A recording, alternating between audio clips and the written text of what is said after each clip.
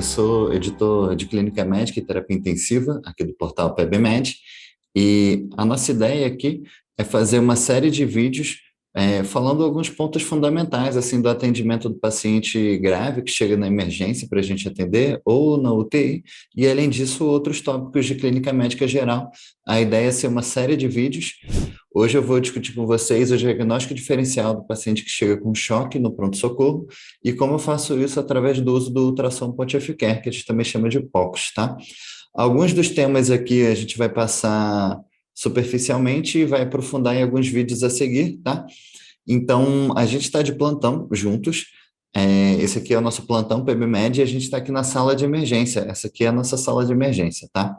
E chegou para a gente um paciente trazido pelo SAMU. Ele falou que estava no trabalho, sentiu um mal-estar. Logo depois evoluiu com uma dor torácica retroesternal, uma dispneia, e ele chegou para a gente agora. O pessoal chamou o SAMU trouxe ele aqui para o hospital. Ele acabou de chegar para a gente na sala de emergência. E aqui tem a primeira diferença. Esse não é o paciente que está estável na enfermaria. Eu estou coletando a história dele, eu vou perguntar de onde é que ele veio, onde é que ele mora, com o que que ele trabalha. Eu tenho que fazer, de forma concomitante ao atendimento inicial, outras coisas, por exemplo, monitorizar, estabilizar o paciente. Eu vou mostrar como é que a gente faz essas coisas, como é que a gente concilia isso no ambiente de emergência, tá? Ao mesmo tempo que é um paciente grave, eu não posso deixar de coletar uma boa história, porque daqui a pouquinho eu posso perder essa oportunidade, tá? Então vamos lá. O paciente chegou grave, eu vou fazer o MOVED e o ampla, e esse é um mnemônico que a gente vai usar para todo atendimento grave, de paciente grave que chega na sala de emergência. Eu ainda posso não saber o que o paciente tem, e essa incerteza é uma coisa que a gente vai ter que lidar em diversas situações com pacientes graves, mas apesar da minha incerteza quanto ao diagnóstico, eu sei o que fazer, e o que eu vou fazer é o MOVED e o amplo. Bom, aqui está um MOVED, tá? O paciente chegou para mim, a primeira coisa que eu vou fazer é a monitorização dele, tá? Então, eu vou monitorizar ele com cardioscopia, saturação periférica de oxigênio, frequência cardíaca, frequência respiratória, temperatura e destro. Eu coloco o destro aqui já, para a gente não esquecer de fazer o destro no paciente que chega na sala de emergência. Isso é super importante, tá? O O é de suporte ventilatório, mas não é só dar oxigênio. Tem paciente que isso vai ser, beleza, dar oxigênio com catéter nasal. Tem paciente que aqui eu vou botar uma máscara com reservatório. Tem paciente que vão para VNI, né? Um paciente com DPOC exacerbado, paciente com uma insuficiência cardíaca descompensada, congesto, ele vai se beneficiar de VNI, né, para reduzir a pós-carga do VE. E tem pacientes que já vão chegar com indicação de intubação orotraqueal, ou que eu já vou pedir para preparar o material para intubação, porque ainda que ele não tenha uma indicação formal agora, eu acho que ele pode evoluir para isso. Eu já vou pedir para preparar o material nesse momento, tá? O V é de suporte hemodinâmico. Aqui não é só pegar dois acessos periféricos, tá? Eu vou pegar dois acessos periféricos, mas eu também vou pensar qual o suporte hemodinâmico que o meu paciente precisa, né? E isso pode ser fluidos, tá? Isso pode ser começar a droga vasoativa no periférico. Eu vou comentar isso para vocês, mas não é para a gente esperar um paciente acabar de correr todo o volume que você quer dar para você tomar a decisão de começar a droga vasoativa ou não. A gente vai comentar isso mais para frente, tá? E eu posso começar na noradrenalina no periférico. A gente já tem alguns textos que eu escrevi sobre isso no portal. Bom, então, pegar dois acessos venosos calibrosos, veia anticubital, né? Idealmente, ou veia jugular externa, se você não tiver uma boa veia anticubital, e suporte hemodinâmico, e a gente vai avaliar qual é o suporte necessário para o meu paciente. O E é de exames, tá? E eu vou avaliar não só exames laboratoriais que o meu paciente precisa, eu também vou avaliar se o meu paciente não precisa de um eletro, se meu paciente não precisa de algum exame de imagem, por exemplo, raio-x, tomografia, se meu paciente não precisa de algum exame de ultrassom, seja formal realizado pelo radiologista, seja um exame point of care que eu mesmo vou fazer na sala de emergência, tá bom? Então, é de exames que meu paciente precisa, tá? Bom, o D é de dispositivos e destro. O que que é isso? Meu paciente chegou, eu acho que ele vai precisar de algum dispositivo, por exemplo, eu tive que ligar a droga vasoativa no acesso periférico. Eu sei que meu paciente vai precisar de um acesso venoso central. E apesar disso não ser uma urgência, não precisa ter correria para pegar o acesso venoso central, eu já vou pedir o material, eu já vou pedir um ultrassom para passar esse acesso guiado.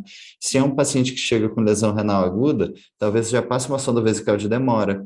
Se é um paciente, por exemplo, que chega com um AVC rebaixado, talvez já pense em passar uma sonda nasoentérica, se o paciente não tem condições de ter uma avaliação pela fono agora. Então, eu vou pensar os dispositivos que meu paciente precisa nesse momento ou em breve.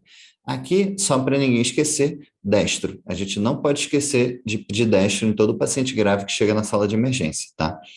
E por último, o I, eu coloco aqui de internação, né? Não necessariamente decidir se você vai internar esse paciente agora ou não, mas tem alguns pacientes que chegam graves e você já sabe que ele vai precisar de UTI. Então, já faz a solicitação de UTI. Às vezes você está no hospital que isso é muito fácil. Às vezes você está em um hospital que isso é difícil, talvez você tenha que transferir para outra unidade. E se você tomar essa decisão agora e não daqui a 2, 3 horas, você já agiliza a vida do paciente, você definindo a indicação de UTI e correndo atrás de arrumar uma vaga para ele na UTI. Às vezes você precisa de um recurso que você não tem aqui, por exemplo, eu estou num centro que não tem radiointervenção, meu paciente precisa de uma trombectomia mecânica no AVC. Eu já vou providenciar uma transferência enquanto eu estabilizo ele em paralelo. Então, aqui, a ideia é adiantar a vida do paciente, definindo que destino provável ele vai ter, tá? Então, o paciente chegou na emergência, eu vou fazer o MOVED e eu vou fazer o AMPLA. O AMPLA é coletar a história do paciente, tá? E o ampla, a gente, na verdade, pegou isso emprestado do trauma, e eu vou explicar como é que a gente pode fazer para qualquer paciente, na verdade, para sistematizar também como é que eu vou coletar a história, tá? Então, o A é de ambiente, né? Porque isso foi retirado do trauma, mas aqui eu vou colher a história médica atual. O que que aconteceu? O que que motivou você, o senhor, a vir aqui ao pronto-socorro, né? O que que te trouxe aqui? E eu vou tentar coletar a melhor história possível, tá? Porque daqui a pouquinho esse paciente pode estar entubado, acabou a possibilidade de coletar a história e estar sem familiar, e a gente perdeu uma excelente oportunidade de ter coletado uma história. E depois a gente não consegue descobrir o porquê que o paciente chegou, e toda a nossa história daí para frente vai ficar enviesada. Então, vamos tentar coletar a melhor história possível, combinado? A, história médica atual. M, de medicações, e aqui a gente vai descobrir várias medicações que o paciente usa, e mesmo que você tivesse perguntado aqui no P o passado médico dele, né? O senhor tem alguma comorbidade, né? Ah, eu tenho pressão alta. Tá bom. E você toma que remédio? Ah, eu tomo losartana e tomo metformina. Ah, o senhor é diabético? É, mas a minha diabetes é controlada.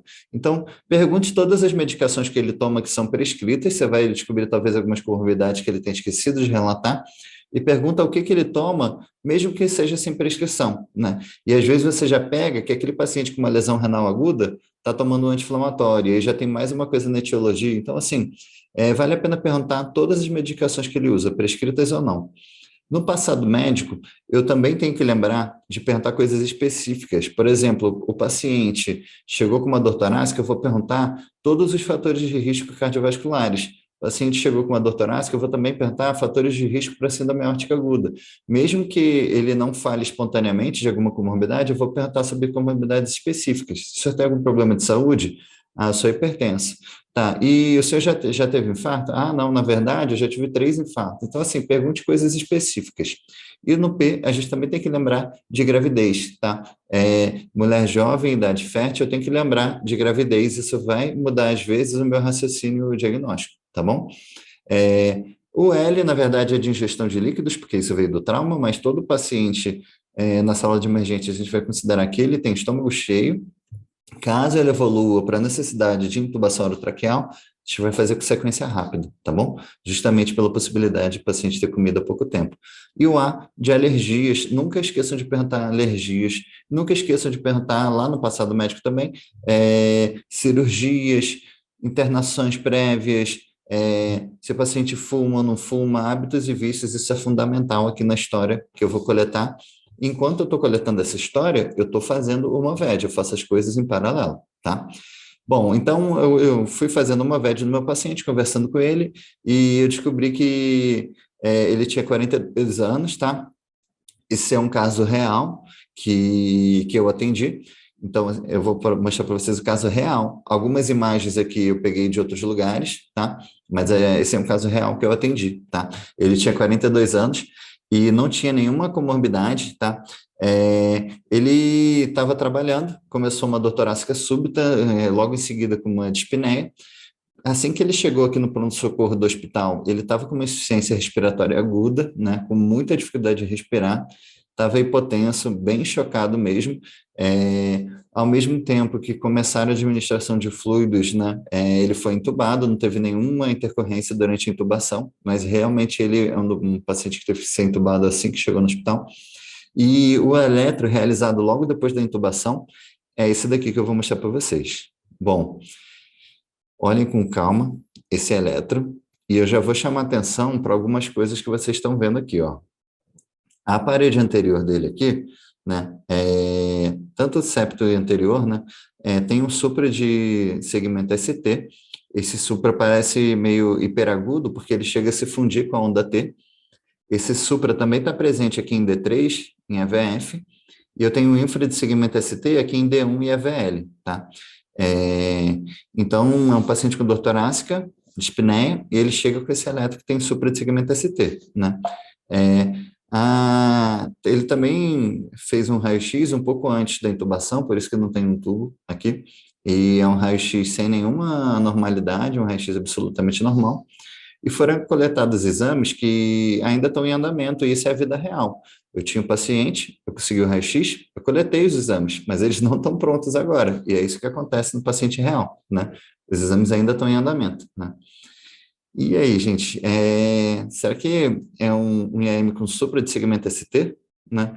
Bom, isso foi o que a gente pensou, lógico, né? Diante de uma situação, o paciente ele tinha clínica de uma síndrome craniana aguda, ele tinha um eletrocompatível com uma síndrome craniana aguda. Então, o que foi feito foi, ele foi submetido à trombólise na sala de emergência, tá? Pela suspeita de IAM com supra de segmento ST, e foi encaminhado para UTI, né? Assim, assim que ele chegou aqui, né, ele estava no choque refratário, assim, ele já estava com noradrenalina 1 micrograma/minuto, ele já estava com vasopressina na dose máxima, e assim, uma coisa que sempre vale a pena, gente, é o paciente que está grave, né? Eu sei que não dá tempo da gente fazer um ecocardiograma em todos os pacientes que chegam para a gente na sala de emergência ou na UTI, mas o paciente está grave, a gente tem que fazer um ecocardiograma na beira-leito para entender qual é o diagnóstico diferencial do choque, o que está causando choque nesse paciente, e é isso que eu vou discutir com vocês hoje aqui na aula. E todo paciente que chega com dor torácica ou dispneia, ele vai ganhar eletro, raio-x e eco. Tá? O paciente chegou com dispneia dor torácica, seja na emergência, seja na UTI, ele vai ganhar eletro, raio-x e eco. Isso vai ajudar muito no diagnóstico diferencial da gente, tá? Então, como é que o ultrassom, né, ou ecocardiograma na beira-leito pode ajudar? Bom, primeiro, no choque distributivo, né, por exemplo, causado por um choque séptico, anafilaxia, um choque neurogênico, ou mesmo um paciente com uma insuficiência adrenal, o que eu vou observar é um coração com a contratilidade preservada, tá? O paciente vai ter um débito cardíaco bom e ainda assim ele vai estar hipotenso, né? É um choque causado por redução da resistência vascular periférica. Eu posso estar diante de um choque hipovolêmico causado, por exemplo, por perda sanguínea, né, no contexto de um trauma, ou ruptura de aneurisma de aorta abdominal, né, ou mesmo perda de fluidos, por exemplo, paciente com um quadro de diarreia prolongada, especialmente se já é um paciente idoso frágil, um paciente com cetoacidose diabética, que também vai ter uma poliúria importante, ele também pode ter um choque hipovolêmico, aqui eu também vou ter uma contratilidade preservada, mas aqui eu tenho uma resistência vascular sistêmica normal, tá? Esse paciente daqui, dá para você diferenciar entre um e outro, apesar dos dois terem um coração com contratilidade preservada, porque o paciente com choque hipovolêmico vai ter um débito cardíaco ruim, tá? Isso dá para ver no ecocardiograma, vou mostrar um pouco para vocês. Eu posso ter um paciente com choque cardiogênico, e aqui o principal motivo é por falha de bomba mesmo, o débito cardíaco vai estar reduzido, e eu vou ter uma repercussão disso na periferia. Isso pode acontecer tanto por causas mecânicas, quanto por IAM, quanto por disfunção de VD, por exemplo. Tem algumas causas, tá? São entidades um pouco diferentes, o choque por falência de VD. Não vou entrar em detalhes nisso hoje. E, por fim, eu tenho choque obstrutivo, onde o paciente tem, por algum motivo, alguma dificuldade do sangue passar através do sistema cardiovascular. E isso pode ser a nível de obstrução de artéria pulmonar, por exemplo, um paciente com TEP, pode ser um paciente com pneumotórax, onde a pressão pleural aumentada acaba dificultando o retorno venoso em direção ao átrio direito, ou mesmo paciente com tamponamento cardíaco, né? E o ecocardiograma consegue me ajudar bastante na diferenciação entre essas entidades, tá? Bom, eu fiz aqui para vocês um esquema de como eu vou fazer a abordagem do paciente que chega chocado se eu só tiver um ecocardiograma na mão, tá? A primeira coisa que eu vou fazer nesse paciente que chega chocado é descartar que tem algum absurdo, assim, no ecocardiograma. Então, eu vou fazer o ecocardiograma procurando duas coisas pontuais. A primeira é, eu tenho um ventrículo direito gigantesco, um ventrículo direito maior do que o ventrículo esquerdo, eu vou pensar em ETEP. Eu tenho um derrame pericárdico importante, e ainda que vocês não saibam discernir critérios ecocardiográficos de tamponamento, eu tenho paciente chocado e com um derrame pericárdico, eu tenho que pensar que ele pode estar chocado por um tamponamento, tá? Então, a primeira coisa que eu vou fazer é descartar algum absurdo, e se tiver VD muito grande ou um derrame pericárdico, eu vou pensar que, até que se prove o contrário, esse paciente está chocado por um choque obstrutivo, e eu vou tratar de acordo. Se ele não tem nenhuma dessas entidades, eu vou avaliar a função cardíaca. Se a função cardíaca estiver ruim, a contratilidade ruim, eu vou mostrar para vocês como é que eu posso ver isso, tá? Coração que não bate bem, não espessa bem a parede, eu estou diante de um choque cardiogênico. Se tem um paciente com a função cardíaca normal, né? Ou mesmo aumentada, tentando compensar a hipotensão, eu estou diante ou de um choque séptico ou de um choque hipovolêmico. Se você souber calcular o débito cardíaco, você consegue diferenciar, tá? Se você não souber calcular o débito cardíaco, a gente vai tentar fazer a diferença pela história médica atual, pela história do paciente, né? Pelo exame físico do paciente, que é diferente. Mas, de qualquer forma, o tratamento inicial, pelo menos inicial, dessas duas entidades é parecido, tá? Eu vou discutir isso com vocês no final da aula, tá? Se você tiver uma mão de eco avançado, e nas aulas posteriores eu vou ensinar vocês algumas coisas de ecocardiograma mais avançado, eu consigo fazer o cálculo do débito cardíaco através do VTI da área de saída do ventrículo esquerdo. E aí, calculando o débito cardíaco, eu consigo diferenciar se é um choque séptico que tem um débito cardíaco alto, para compensar a queda na resistência vascular periférica, né? Ou se eu tenho um débito cardíaco baixo, que aí pode ser cardiogênico ou hipovolêmico, e eu consigo discernir facilmente um do outro através da análise do tamanho das câmaras cardíacas, que vão estar reduzidas no contexto de hipovolemia e vai estar aumentado, né, num contexto de choque cardiogênico, tá? Mas, assim, como eu falei, isso vai ser tema de aulas mais para frente, tá bom? Vamos avaliar aqueles dois absurdos que eu falei que eu tenho que descartar no paciente que chega chocado para a gente, tá bom? O primeiro é tamponamento cardíaco, tá? E depois a gente vai falar um pouquinho de TEP.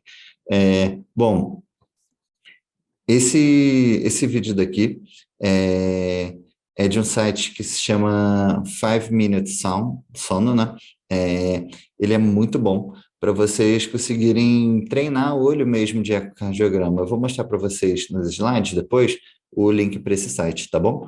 Mas hoje vocês vão ver aqui, de um lado, um ecocardiograma normal, aqui desse lado da tela, e do outro, um ecocardiograma, né, os dois na janela subxifoide, mas que tem um importante derrame pericárdico. Derrame pericárdico não significa tamponamento, mas se você não tem experiência para diagnosticar tamponamento, você vai considerar que esse paciente está chocado pelo tamponamento até que se prove o contrário, combinado? Então, aqui vocês estão vendo o coração normal, de um lado, sem derrame pericárdico, e aqui vocês estão vendo uma coleção líquida, né? Eu sei que é líquido, porque isso aqui está escuro e o líquido no ultrassom parece anecoico, tá? Eu estou vendo uma camada de líquido envolvendo o coração. E eu vou mostrar para vocês como é que eu vejo se isso está tamponado ou não, tá bom? Bom, deixa eu passar aqui. O que eu tenho que ver no ultrassom para determinar se o paciente está tamponado ou não são essas características aqui. Primeiro, colapso diastólico do átrio direito, ou seja, durante a diástole eu tenho um colabamento do átrio direito, justamente pela pressão que aquele líquido que está em volta do coração faz, acaba colabando o átrio direito, mas isso é na diástole, tá? Se eu tenho colabamento do átrio direito na sístole, isso não significa tamponamento. Então, o colabamento diastólico do átrio direito é muito sensível para você pensar em tamponamento, assim como o colapso diastólico do ventrículo direito é muito específico, apesar de não ser sensível para tamponamento cardíaco, tá? Conforme vocês forem pegando mão de ecocardiograma, uma outra coisa que eu consigo fazer é avaliar o fluxo de sangue através da válvula tricúspide ou válvula mitral, fazendo um VTI, né, com Doppler pulsátil nessas válvulas, e eu consigo ver, né, o equivalente do pulso paradoxal, eu consigo ver aqui no ecocardiograma, eu consigo ver que o fluxo cai através da válvula durante a inspiração do meu paciente e durante a expiração, esse fluxo volta ao normal. Então, se esse fluxo estiver caindo na inspiração e voltando ao normal na expiração, eu tenho que pensar que isso pode ser um tamponamento. E se a variação no fluxo mitral for acima de 25% ou tricúspide acima de 40%, isso é um sinal de tamponamento. Isso é mais difícil de ver, tá? Mas só para vocês saberem. E, em geral, para eu falar que meu paciente está tamponado, a veia cava inferior ela deve estar congesta, com pouca variação respiratória, tá? Justamente pela restrição ao retorno venoso para o átrio direito. Então, para falar que o cara está tamponado, em geral, a veia cava tem que estar congesta, tá? É difícil o cara estar tamponado em uma veia cava fina, tá? Bom, eu vou mostrar aqui para vocês um pouquinho o colapso diastólico do átrio direito, tá? Aqui é o átrio direito, aqui em cima o ventrículo direito, ventrículo esquerdo aqui e átrio esquerdo aqui. E vocês estão vendo que eu tenho um colapso aqui do átrio direito durante a diástole, tá? Como é que eu sei que isso é durante a diástole? Porque eu vejo que aqui a válvula tricúspide está aberta quando o átrio colaba. Então, eu sei que ele está colabando na diástole, porque eu vejo a válvula tricúspide aberta. Isso às vezes é difícil ver nessa velocidade, mas eu consigo fazer um freeze na minha tela do ecocardiograma e passar a imagem mais devagarzinho para ver se está colabando na sístole e na diástole.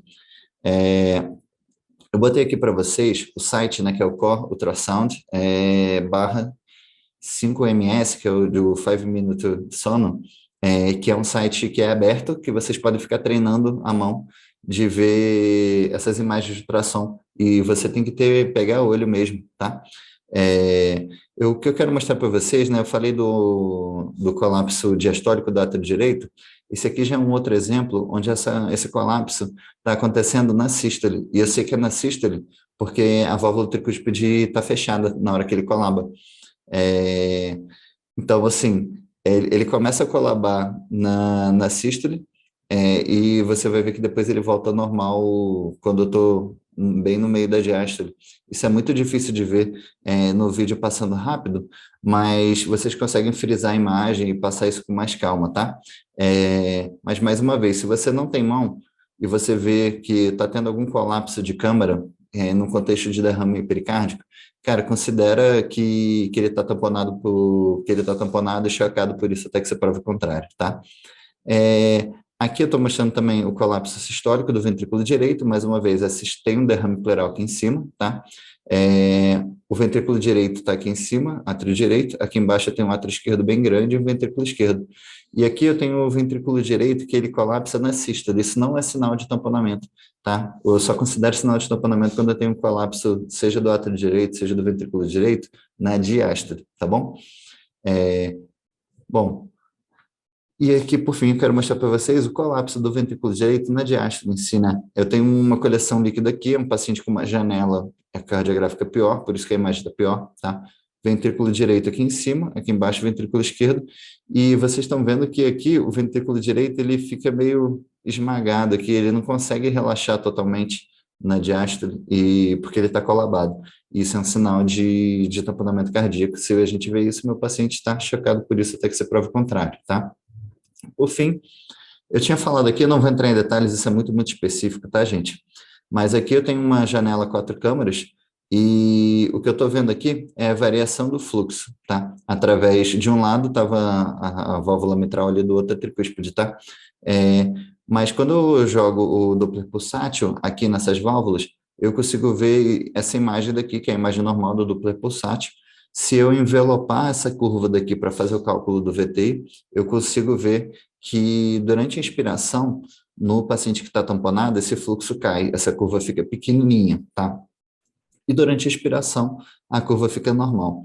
E é basicamente isso que eu tento ver, né? É o fenômeno do pulso paradoxal que eu estou tentando ver no ecocardiograma. Isso que eu estou tentando ver aqui com essas imagens, tá bom? Bom, mas isso é bem avançado, tá? Eu espero nas próximas aulas falar um pouquinho mais com vocês de ecocardiograma avançado, mas isso não é o nosso objetivo hoje aqui, tá? E por fim, o que eu tinha falado, gente, da veia cava, né? Se eu estou em um paciente tamponado, eu espero uma veia cava assim, ó, bem túrgida, que não varia com a respiração. Eu tenho aqui de um lado uma veia cava bem túrgida e do outro uma veia cava colabadinha aqui, que quando o paciente inspira, ela colaba totalmente, tá? Então, para falar que o paciente está tamponado, eu espero uma imagem assim, ó, da veia cava bem túrgida, tá bom? E mais uma vez, não deixem de dar uma olhada nesse site, ele é bem legal, tá bom? É, bom, então eu fiz o ecocardiograma do nosso paciente. E o que eu vi não foi essa imagem que eu acabei de mostrar para vocês do tamponamento, tá? O que eu vi foi isso daqui, ó. Essa janela se chama Plax, tá? Que é a janela parasternal, eixo longo do ventrículo esquerdo, está aqui embaixo, tá? O ventrículo direito está aqui em cima. Aqui eu tenho um átrio esquerdo, válvula aórtica, tá? Isso aqui é um ecocardiograma normal, e eu quero que vocês comparem com esse outro lado aqui, que vocês vão ver. Isso daqui tudo em cima é o ventrículo direito, o ventrículo esquerdo está aqui embaixo, bem esmagadinho, tá? Aqui é a válvula aórtica, e vocês vão ver com a imagem a diferença entre o normal, que está desse lado daqui, o ventrículo esquerdo bem maior do que o ventrículo direito, que está aqui em cima, tá? Aqui é o átrio esquerdo e válvula aórtica. Aqui eu tenho ventrículo direito bem grande e ventrículo esquerdo esse negócio aqui esmagado, bem pequenininho. Quase não cabe sangue dentro do ventrículo esquerdo. Então, o que eu estou vendo aqui é o ventrículo direito, que é aqui em cima, está maior do que o ventrículo esquerdo. Isso não é normal.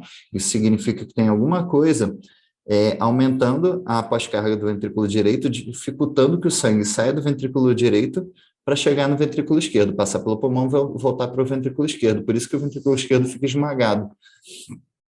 Além de ter a pressão do ventrículo direito comprimindo o ventrículo esquerdo, uma vez que eles compartilham o mesmo saco pericárdico, eu ainda tenho uma redução da pré-carga do ventrículo esquerdo, simplesmente não chega sangue nele, tá? E eu posso mostrar isso aqui para vocês também na janela paraesternal, eixo curto, tá? Que, da mesma forma, aqui tem um coração normal de um lado, o coração do meu paciente aqui do outro lado, tá? Aqui é o ventrículo esquerdo, bem redondinho, aqui eu estou vendo um corte do coração assim, não estou vendo mais um corte longitudinal, aqui é um corte eixo curto, e o ventrículo direito, ele fica aqui. O ventrículo direito, ele tem essa forma de semilua aqui, que abraça o ventrículo esquerdo. Aqui eu tenho meu paciente, ventrículo esquerdo e ventrículo direito. Mais uma vez, o que vocês estão vendo aqui? Coração normal, o ventrículo esquerdo redondo, né? Redondo, redondo, redondo, tá? E o ventrículo direito menor abraçando ele. Vamos ver o alterado. Vocês estão vendo aqui o ventrículo direito bem maior do que o ventrículo esquerdo, e eu sei que a pressão no ventrículo direito está maior porque o ventrículo direito esmaga o ventrículo esquerdo, fazendo com que ele fique com uma forma de D, né, de letra D. Isso a gente chama de D-shape. É um outro sinal de que eu estou tendo uma sobrecarga do ventrículo direito, tá bom? É, é o que estava acontecendo com o meu paciente. Mais uma vez, o que eu estou vendo aqui é que o ventrículo direito está esmagando o ventrículo esquerdo, tá? A gente está vendo a mesma coisa aqui no outro corte que eu tenho que fazer, ecocardiográfico, que é a janela subxifoide. Eu sei que é subxifoide porque o fígado está aqui em cima, coração normal aqui desse lado, coração alterado aqui. Normal é o ventrículo esquerdo ser maior do que o ventrículo direito, e eu estou vendo aqui nessa imagem que essa é normal, né? O ventrículo direito aqui em cima pequenininho, o ventrículo esquerdo aqui embaixo, e aqui eu vejo em cima o ventrículo direito está muito maior do que o ventrículo esquerdo aqui embaixo, pequeno, né? Quase não cabe sangue dentro dele, e super esmagado, né? Então essa é a imagem do nosso paciente. Aqui é o eletro do nosso paciente, né? Aquelas imagens que eu já tinha visto, né? Um super de ST em D3, AVF, V1, AV4, com um infra de ST em D1 e AVL. Uma outra coisa que meu paciente não tinha, mas vocês têm que ficar de olho, né? É isso daqui. É muito esquisito. Eu tenho um infarto que pega tanto a parede inferior quanto a parede anterior. É muito esquisito, tá? Uma outra coisa que tem que me deixar com uma pulga atrás da orelha é quando eu tenho uma inversão de onda T que vai desde a parede inferior até a parede anterior. Por exemplo, eu tenho uma inversão de onda T que pega tanto o D3 quanto o V1. Isso também é esquisito, para ser uma coisa isquêmica. Isquêmica é pelo menos aterotrombótica, tá? Uma outra coisa que tem que chamar a atenção de vocês, para ficar com uma pulga atrás da orelha, é quando eu tenho uma inversão de onda T difusa, mas que é mais invertida, né? Essa onda T é maior em V1 e V2, tá? Esse paciente aqui, gente, ele tinha um TEP proximal. Não era um IAM com elevação de segmento ST. Apesar dele ter sido trombolizado com essa hipótese, ele tinha um baita tromboembolismo pulmonar, bem proximal, que se apresentou no eletro como supra de ST. E o TEP, se ele for muito proximal, ele pode se apresentar com supra de segmento ST. Então, fiquem de olho nessas coisas que eu falei aqui para vocês, que são coisas que te falam a favor de uma outra etiologia que causa sobrecarga de ventrículo direito. Uma dessas etiologias é o TEP, tá?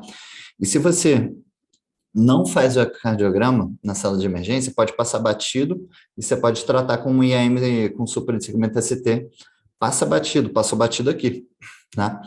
Mas se eu tivesse feito um eco, com aquelas imagens de VD maior do que VE, isso me falaria, cara, isso não é um infarto, isso é um TEP. E a gente poderia, apesar de nesse caso o tratamento ser semelhante, né? Porque eu iria trombolizar, né? Mesmo sabendo que é um TEP de antemão, eu iria trombolizar, às vezes faz muita diferença, tá?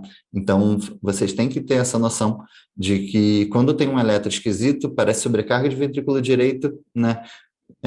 Faça um eco, o ventrículo direito é maior do que o esquerdo, pense em TEP, tá? Nesse caso, meu paciente, ele tinha um TEP mesmo, tá? Bom, então, naquele nosso fluxograma, né? Primeiro eu vou descartar absurdos e de cara, primeiro eu vi, não tinha derrame pericárdico, mas eu tinha um VD grande, que era maior do que VE, e eu bati o martelo, eu fechei o diagnóstico e meu paciente tinha um choque obstrutivo, tá? É, e só para lembrar, né, esse aqui, meu paciente teria essa imagem daqui da direita, né, no quatro câmeras, que aqui é o ventrículo esquerdo, aqui é o ventrículo direito, e aqui num paciente normal, e aqui no meu paciente, né, ventrículo direito muito maior do que o ventrículo esquerdo, que está esmagado aqui do lado, tá bom? Então, não é um eco de infarto, é um eco de sobrecarga de ventrículo direito, nesse contexto de dor torácica de espinéia, mesmo que o ideal é levar meu paciente para angiotomo, né, se ele estiver estável, para confirmar esse diagnóstico. Se eu tenho um paciente super instável, igual ao nosso paciente, 1 micrograma quilo de nora, já com vaso, o transporte muito arriscado, eu tenho que tentar pegar essas características do eco para reforçar a minha hipótese de TEP e tratar conforme. Como eu falei, na medicina, né, principalmente pacientes graves, eu vou ter que trabalhar com a incerteza, eu vou ter que tentar trabalhar com probabilidades e tratar meu paciente conforme a maior probabilidade, na minha opinião, naquele momento. Não significa que a gente vai estar certo sempre, tá? A gente vai errar, tá? A gente tem que tentar errar o mínimo possível, tá? Bom, coisas que te falam a favor de tromboembolismo pulmonar no eco, que eu tenho que ficar de olho. Se vocês quiserem gravar uma coisa, gravem VD maior do que VE. Isso significa que eu tenho uma sobrecarga de ventrículo direito. Eu ainda não sei se isso é agudo, por exemplo, no TEP, agudo que aconteceu agora, ou uma coisa crônica, por exemplo, o paciente tinha já hipertensão pulmonar. Não sei. Mas no paciente chocado, trata como se fosse agudo até que se prove o contrário. É mais sutil a diferença entre agudo e crônico. Eu acho que isso é mais eco avançado. Eu espero mostrar para vocês isso mais para frente. Uma outra coisa é o sinal de McConnell, que eu vou mostrar para vocês. E um outro sinal que eu posso ver também de eco avançado é o sinal 60-60, que é a união de duas coisas, que é uma pressão sistólica de artéria pulmonar abaixo de 60 e um tempo de aceleração pulmonar abaixo de 60 milissegundos. Isso são coisas que eu consigo ver através de ecocardiograma, mais uma vez aqui um pouco mais avançado, tá? Eu vou mostrar para vocês aqui o sinal de McConnell. Aqui eu tenho o ventrículo direito de um lado, aqui o ventrículo esquerdo, aqui o átrio direito, e eu quero que vocês prestem atenção em uma coisa. Olhem para a ponta do ventrículo direito aqui em cima, onde está marcado no vídeo, e olhem para o resto dele. vocês vão ver que a contratilidade do ápex aqui, do ventrículo direito, está muito mais preservada, ele se mexe mais, né, do que o resto daqui do ventrículo direito, principalmente aqui. Então, quando eu tenho isso, né, uma hipocinesia do ventrículo direito, que ela não é difusa, né, que eu tenho o ápex mais hipercontrátil e o resto do VD mais bobão, mais hipocinético, mais parado, isso sugere uma sobrecarga aguda de ventrículo direito, provavelmente um TEP agudo, e não alguma coisa crônica, tipo uma HP crônica, tá? Quando eu tenho um contexto de uma hipertensão pulmonar de longa data, o ventrículo direito costuma ficar com uma hipocinesia difusa, igualmente batendo mal, né? E não dessa forma aqui que uma parte dele bate melhor do que outra, tá bom? É, então, isso é uma coisa que fala a favor de TEP.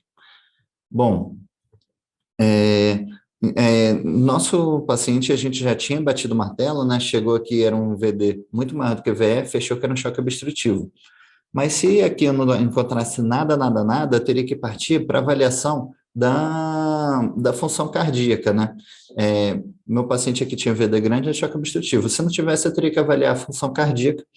Eu quero mostrar para vocês como é que eu faço a avaliação da função do ventrículo direito, mas isso é eco muito avançado. Eu vou mostrar para vocês numa aula separada só disso, só de avaliação de função do ventrículo esquerdo, para vocês poderem fazer a avaliação desse paciente, tá? Mas eu quero dedicar uma aula só para isso, combinado? Mas eu tinha falado lá que se a função do ventrículo esquerdo tivesse boa, poderia ser sepse ou hipovolêmico. Se a função do ventrículo esquerdo não tivesse boa, era um choque cardiogênico, né? E eu vou mostrar para vocês como é que eu faria para ver que é um choque cardiogênico numa aula separada, mas eu queria mostrar para vocês como é que é o manejo inicial da sepse, porque se você tiver na dúvida se é choque séptico ou hipovolêmico, muito na dúvida, trata como séptico, até você entender melhor a história, nem que você depois suspenda o antibiótico, tá? Então, eu vou falar um pouquinho de manejo inicial da sepse, e eu vou ensinar para vocês os 6C da sepse, que é um mnemônico para vocês gravarem o que é importante nesse momento, tá bom? Primeira coisa, super importante, cristalóides, tá? C de cristalóide.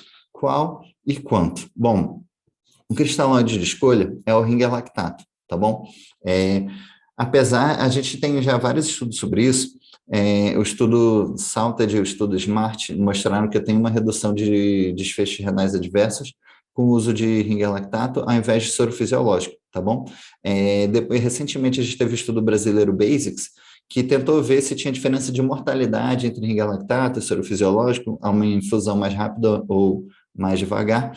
Não tinha diferença em mortalidade, mas ainda assim não tem nenhuma justificativa para você dar soro fisiológico, tá? Ainda o ringer lactato é nosso soro de escolha, exceto numa população específica de paciente com um traumatismo crânioencefálico, que o soro fisiológico é melhor, mas paciente séptico, paciente com choque hipovolêmico, qualquer outra coisa que não TCE no pronto-socorro, ringer lactato é a nossa solução de escolha. Apesar de ter aquele cálculo de 20 a 30 ml por quilo, vocês não precisam fazer essa infusão inteira, tá? Façam alíquotas. Meu paciente é jovem, não tem comorbidade. Faz alíquotas de 500 ml, tá? Faz 500, depois faz mais 500.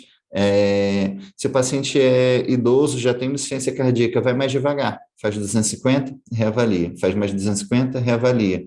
Em vez de prescrever todo o volume que você quer fazer de uma vez só, tá? Então, faça ringer lactato e faça em alíquotas, tá? O outro C é de vasoconstritores. Qual é o meu vasoconstritor de escolha? Primeira coisa, noradrenalina é o nosso vasopressor de escolha, desde o estudo SOP2, tá? Então, noradrenalina sempre, primeira escolha. A noradrenalina pode ser iniciada no acesso periférico, inclusive é melhor você começar a nora no acesso periférico do que você deixar o paciente chocado até conseguir passar um acesso venoso central.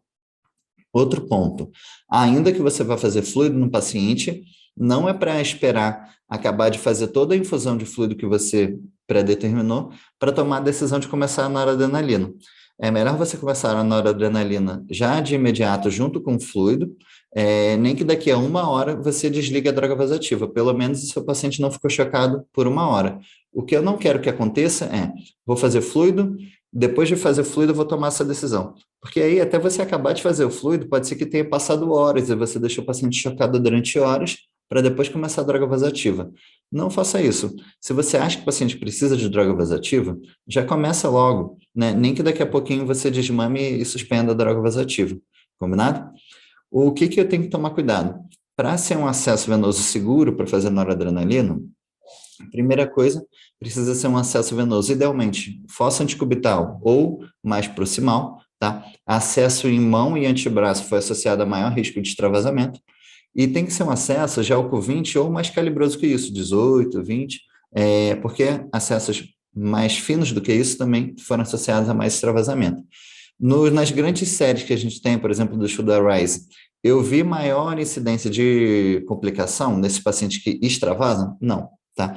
Em geral, complicações leves. Complicação mais grave que teve foi uma trombofluorite, né? Então, assim, é uma complicação rara, extravasamento, e quando acontece, não costuma ter repercussões sérias. Então, faça, com via de regra, nora no periférico, um bom acesso periférico, calibroso, proximal. Depois que o paciente estiver estável, você passa um acesso venoso central com calma, tá? Sua técnica séptica vai ser melhor, seu paciente não vai ficar chocado até se conseguir um acesso. Nosso alvo de PM também é diferente.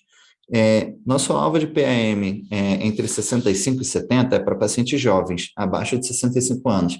A gente teve no ano passado o estudo 65 Trial, que mostrou que não tem diferença você ter um alvo um pouco mais permissivo para pacientes mais idosos. Então, pacientes acima de 65 anos, eu posso ter um alvo mais permissivo, de 60 a 65 de pressão arterial média, combinado? E isso poupa o paciente de uso de drogas vasoativas, porque potencialmente reduz risco de taquiarritmia. Então, a gente pode pegar mais leve nos pacientes idosos com alvo de pressão. Quando que eu vou começar a pensar em associar a vasopressina? Já incorporando aqui o guideline do Surviving Sepsis, o mais recente desse ano, eu posso associar a vasopressina quando a dose de nora já está em 0,3 a 0,5 microgramas quilo minuto, tá bom?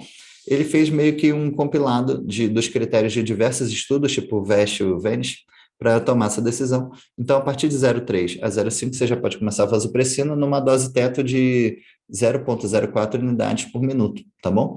É, então, cristalóides, vasoconstritores, que mais? Culturas. Gente, culturas, hemocultura, sempre. Sempre hemocultura e de dois sítios diferentes. Eu vou te falar por quê. Cresce um gram positivo de pele e você coletou os dois pares, tudo do mesmo acesso. Coletou, sei lá, 4 tubos de hemocultura da mesma mão aqui. Pode ser que seja tudo contaminação, né? Agora, se você coletou um par de hemoculturas de um lado, um par de hemoculturas do outro e cresceu em ambas, cara, isso não é contaminação, isso é infecção de verdade, né? Infecção de corrente sanguínea. Então, assim, gente, hemocultura coleta dois pares de sítios diferentes, tá? E eu vou coletar cultura outras, dependendo da minha suspeita. Eu acho que um paciente tem um ITU, ele vai ganhar hemocultura, urocultura. Eu acho que ele tem uma pneumonia, ele está entubado, ele vai ganhar hemocultura, cultura de secreção traqueal. Colete culturas dos sítios suspeitos, tá bom? Também não é para coletar cultura de sítios que você não suspeita, senão você não vai saber o que fazer depois que esse resultado. O outro C, correr com antibiótico. E aqui já tem uma ressalva do novo Surviving Sepsis, que é o seguinte, é uma coisa que a gente já tinha na cabeça, na verdade, né? Aquele negócio de a mortalidade aumenta com cada hora de atraso do antibiótico, isso é válido para paciente com choque séptico. E mesmo assim, a mortalidade não aumentava depois da primeira hora, era lá para depois da quinta hora. Então, assim, mensagem geral. O paciente está grave, chocado, eu vou tentar ser mais rápido com a entrada do antibiótico, mas eu vou coletar a cultura antes, tá? Paciente que tá com sepse, mas não está chocado, não está hipotenso, não tem choque séptico, ele tem disfunção orgânica, mas não tem sepse, eu vou ter menos pressa. Eu posso começar esse antibiótico em até 3 horas, tá? E se o paciente, eu não acho que a sepse dele tem causa infecciosa, né? Eu posso até ser mais permissivo, ainda mais no paciente que não tem disfunção orgânica, que não tem sepse propriamente dita, eu posso eventualmente esperar o resultado das culturas para começar antibiótico. Então, assim, o paciente está chocado, eu vou correr com antibiótico em até 1 hora. O paciente está asséptico, eu acho que é infecção, mas não está chocado, né? Não tem hipotensão, coleta a cultura, faz uma investigação de foco, e aí você começa um antibiótico de espectro mais direcionado. Você não sai atirando para todos os lados, você começa um antibiótico para o foco suspeito, porque você teve tempo de fazer uma investigação, tá bom? Próximo C, controle de foco, fundamental. Não adianta dar antibiótico se você tem foco fechado e você não abordar o foco fechado. O paciente tem uma apendicite, não adianta dar antibiótico e não operar, né? O paciente tem um empiema chocado, né? Que é o paciente chocado que eu estou falando. Tem um empiema, não adianta você dar antibiótico e não drenar o empiema, não passar um dreno pleural. Então, assim, o foco tem que ser controlado para você tratar o paciente de forma efetiva. E por último, o C de corticóide. Né? Se a dose da noradrenalina já está acima de 0,4 microgramas quilo minuto de forma sustentada por 4 horas, eu também vou entrar com a hidrocortisona 50 miligramas de 6 em 6 horas para ver se meu paciente não está com choque por uma deficiência relativa de corticoide e eu vou tentar abordar isso também, tá bom? Bom, obrigado. A ideia era a gente discutir um pouquinho de choque. Tem muita coisa que a gente vai aprofundar ainda juntos, tá? Até a próxima.